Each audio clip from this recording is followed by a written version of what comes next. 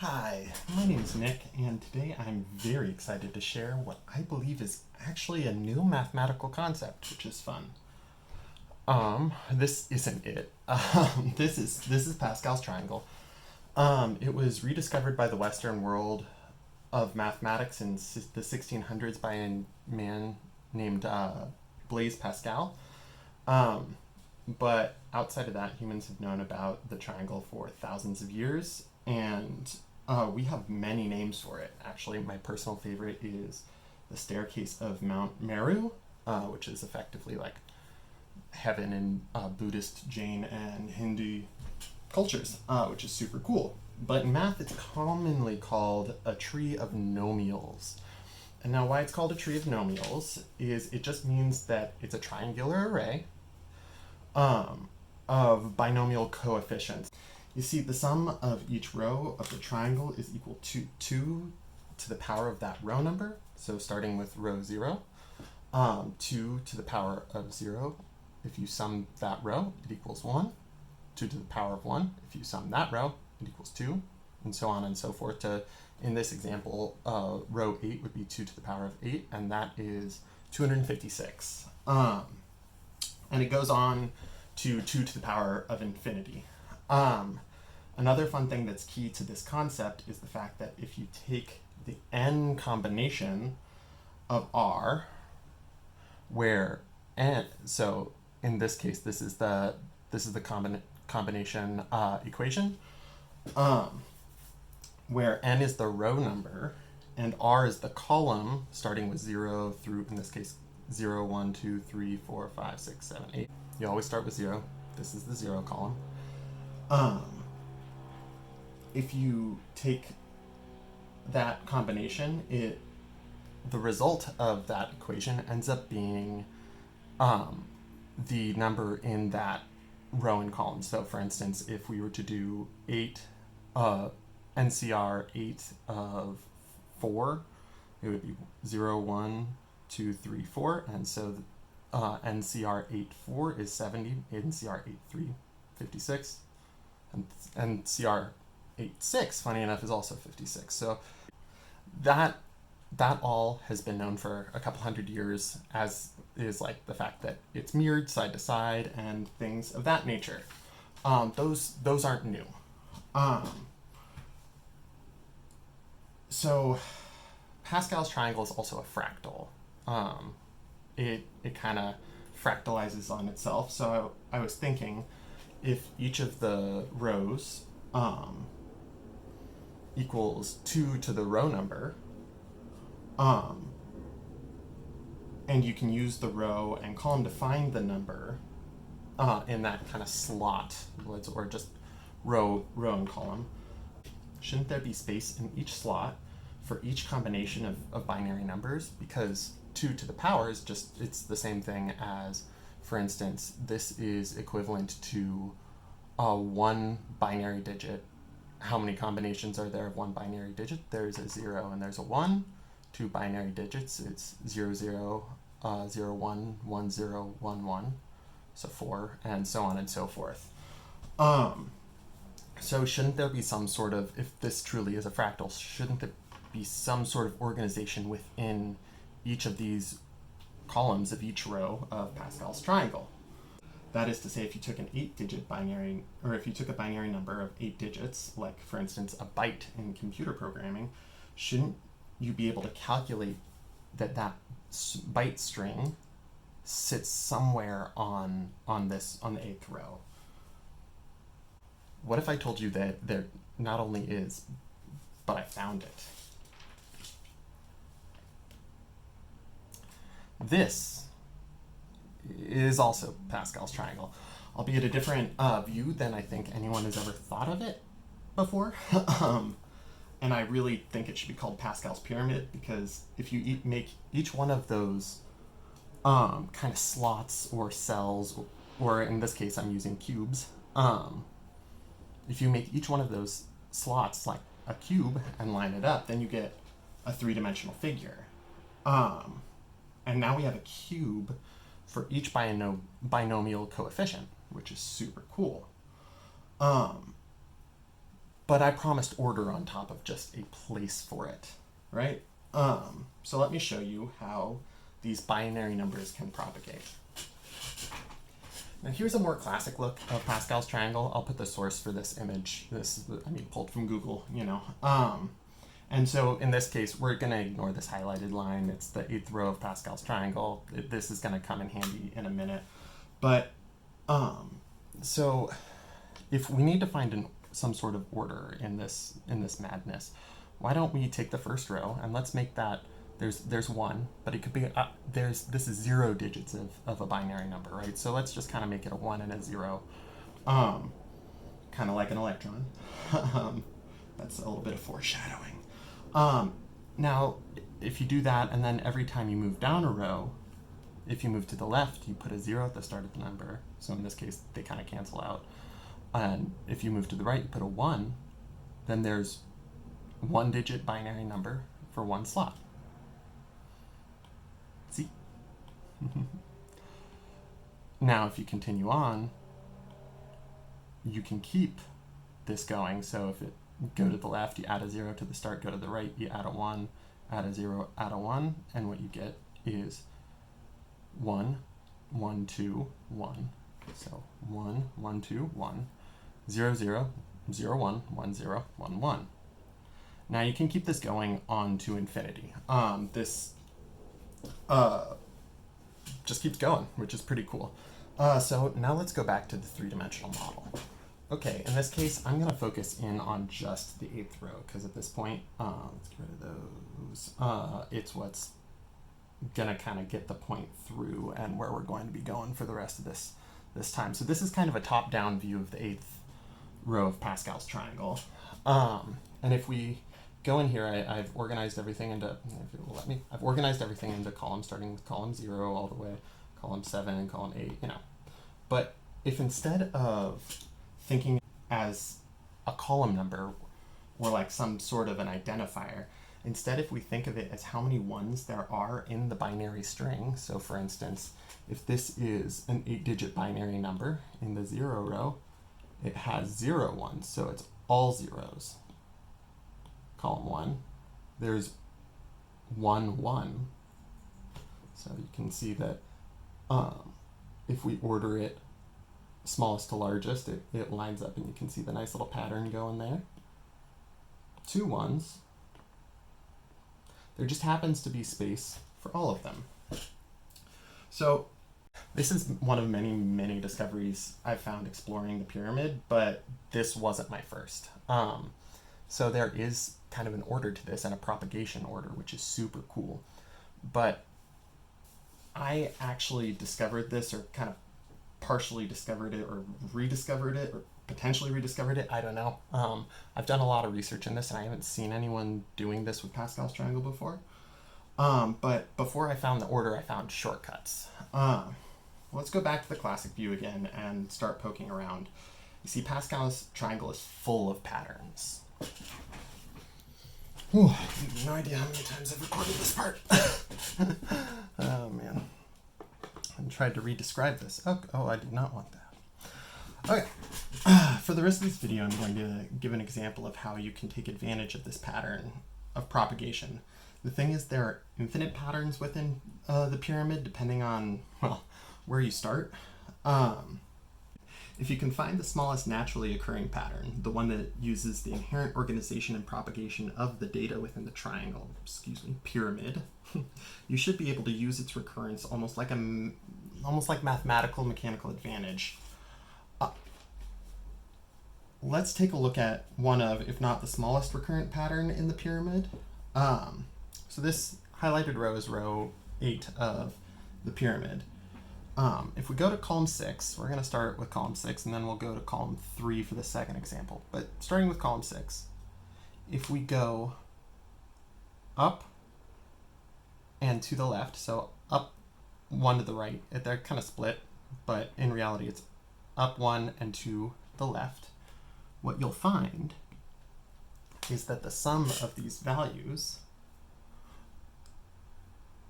1 plus 2 plus 3 plus 4 plus 5 plus 6 plus 7, you get 28, which means if there are 28 places for cubes in these columns, then shouldn't you be able to disperse these 28 cubes that sit in this row and column throughout?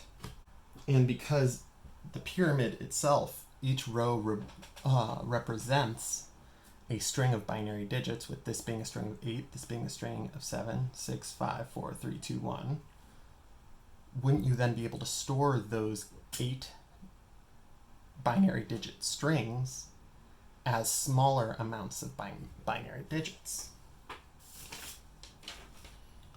So in this case, 8 binary digits is a byte. So basically, from a data compression standpoint or a classical computing data compression standpoint, you should be able to distribute those cubes that represent bytes throughout smaller amounts of binary data. And if this truly is a fractal, there should be some sort of method to this madness. This is a top-down view of row 8, with the values filled in smallest to largest. So in this case, see, we have 0180s, 1170, so the 1 is here, here, here, here, here. It's ordered the same as in the 3D model that I have. But if we go over here, what you'll see in column 6 is if you count these blue values, you get 7, 6, 5, 4, 3, 2, 1. So what you can see is that the first occurring 0, from as if you read left to right, every time the first occurring 0 moves 1 to the left, it changes sets. So let's take a look at this in 3 dimensions. This is that same top-down view with the cubes color-coded in the same color pattern as you saw in the previous example. See 7, 6, 5, 4, 3, 2, 1. Now, if we color code the columns corresponding with our pattern, so go to the left up example, it's the spread. What you see is that these values that these are 7-digit binary numbers or strings, 6-digit binary strings, 5-digit binary strings, 4, 3, 2, 1, take up the same amount of volume from a cube perspective as this 128 long column. But because we store data 2-dimensionally, if we stored the resulting strings, it would take up less space, even though from a volumetric standpoint, it takes up the same space. And if you could add the required context to describe the process in less space than the amount of data you have saved, so if you could describe it in 1 or less bits, which is just 1 digit of binary numbers in computer science, then you have a hell of a recurrent compression algorithm. But the thing about mechanical advantage that makes it so helpful in simple machines is that you can stack them. So why don't we add another layer of kind of mechanical advantage? What if you went up and to the right? So we're going to go back to the classic view for a second, and we'll switch back and forth some more. Convert this back to 0 degrees. If we go up and to the right, what you see is that 1 plus 6 plus 21 also equals 28, meaning we have 2 options for volume space to disperse these 28 blocks, which is so crazy. We have a left and a right, but is there a similar or some sort of pattern? Is kind of my next, it would be, or was my next question, and I'm sure is your next question. Well, turns out, let's just zoom straight into column 6 because you'll see it pretty quick. Every time the first occurrence of 1 moves to the left, the same pattern appears. 1, 6, 21. Okay, back to 3D. The same way that the columns have corresponding columns they can be dispersed to in up and to the left, up and to the right has the same thing, which is so crazy. And these columns take up or the same amount of volume as the larger string. So we now have a situation where the length of the string doesn't matter really when it comes to how much space it gets stored in, as long as you can add more context. Now I'm going to take you back to the 2D example to kind of finish this off, and I'll come back here just for a couple of things at the very end. So what if every time you compressed a byte, you always took the route that took you farthest up the pyramid, thus being the most efficient compression method? What would that look like? Well, let's get rid of this and let's just kind of slide over to a new example. So this is row 3, 0, 1, 2, 3. Here is an optimized view of the most efficient route up the triangle. So there's a break right here on this one where the 1 turns into 0, but wherever the 1s and 0s line up, that's the break point. So for instance, in this case, you would go up and to the right, because it is a 1 moving left, until the 1 reaches as far left as it can go, and then up and to the left the rest of the way. So it would kind of look like this, where the colors match up, where this is both purple and yellow. This would be that 5, 1, 10, 6, 3, 1. And what you could do is all you'd have to do is record either a 0 or a 1 for left or right. And what's cool about that is you are guaranteed to move up 2 rows, which can equate to removing 2 bits or 2 binary digits from the string. And you can describe the move with just 1 binary digit. This leaves space to add some more intention behind each directional move. And so you can assign the most efficient 1 or 0 for later iterations of the algorithm. You could basically just run it over and over and over with the same piece of long data. And as long as you take the time to analyze which digit would result in the most efficient compression, you could just make that the rule for the compression algorithm. But you can even stack this further. So what if every time if you move one direction, the next move, you have to move the other direction?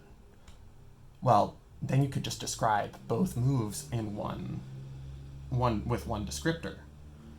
What if you made it so that you move one direction, the opposite, and then back? Or one direction, opposite, opposite.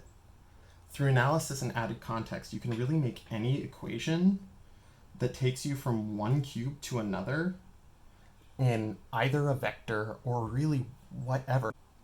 So I have the hidden edges shown on this, just so that it makes it a little bit messy. But basically, as long as you have, say you have a 3-digit binary initial digit, it sits right there. As long as you have an equation that ultimately moves that value from there to say there, you can make the equation whatever you want. What's cool about that is you can start stacking things like, for instance, in a video compression standpoint, you could break up the compressed size. So you can break this up. You don't have to do it all at once. You can break it up into chunks, and as long as you have descriptors for how it's broken up, and those descriptors take up less space than the space you're saving,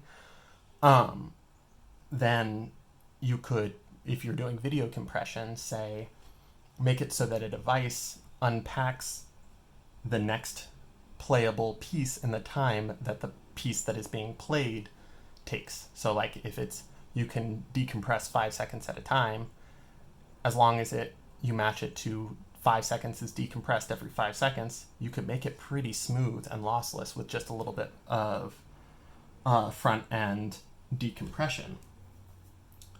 So through an analysis and added context, you can really make any equation a compression algorithm. I have a lot more information, and actually a couple ways, including a little dictionary where it was one of my earlier examples of how to prove this out as a method of compression. Done. I would love to talk to more people about it, but this is kind of all for now. It's just really cool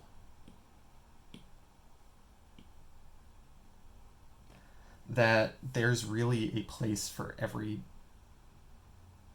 binary string somewhere in this triangle, which means if you could add enough context to emulate reality in binary numbers, you or I have a cube in this pyramid that is us. And I have a lot of other theories. And like, this is going to be all for now because the materials to explain this kind of nuanced, weird-ass concept take a lot of time to generate. But anything from, I'm pretty sure Fibonacci sequence as it spirals through down the pyramid is kind of the binding of how our universe is held together, and this is actually more of a map of our universe. I'm pretty sure that the one at the top, because it exists as both a 0 and a 1, pretty sure that is a mathematical representation of an electron. And I'm pretty sure if you ran, and again, this is difficult to model. I've been working on trying to wrap my head around modeling. If you know how to model things better than me, because I'm obviously a designer working in a CAD software, and I do know how to do software generated things, but it's more of a function of time, energy, and devotion or time and energy that I can devote rather than if I can or can't do it. If that's something you're real good at, please reach out. I'd love to work with you. Ultimately, I just want a lot of people playing around with this because I think this is a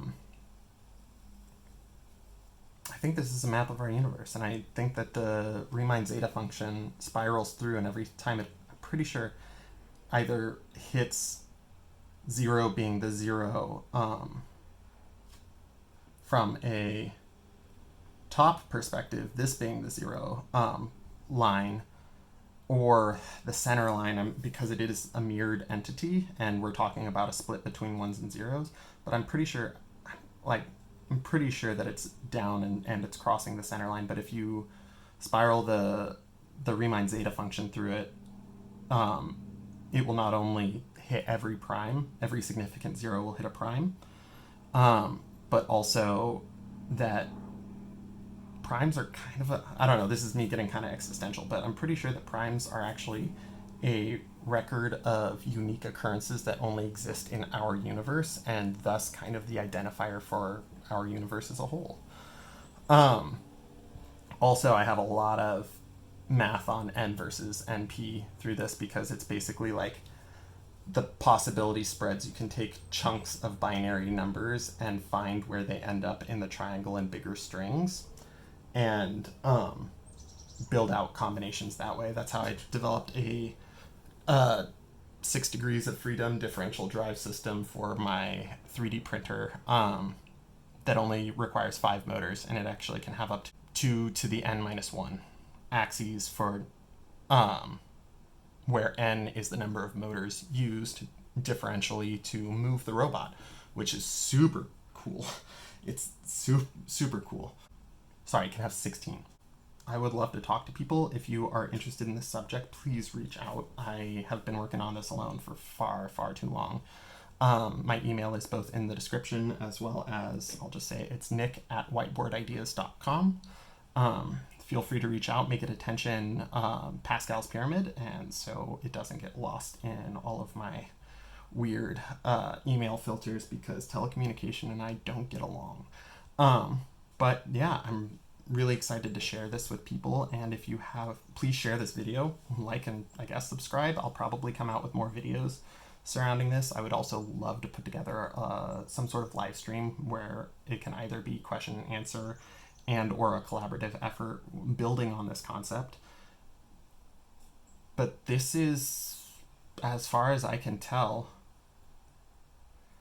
the intersection between the physical world and mathematics, and an entirely new form of mathematics that isn't necessarily, it's logarithmic rather than based off of incremental things that ultimately were because at one point in time, a man wanted to sell a goat or trade wheat for a goat, and so they needed to make money.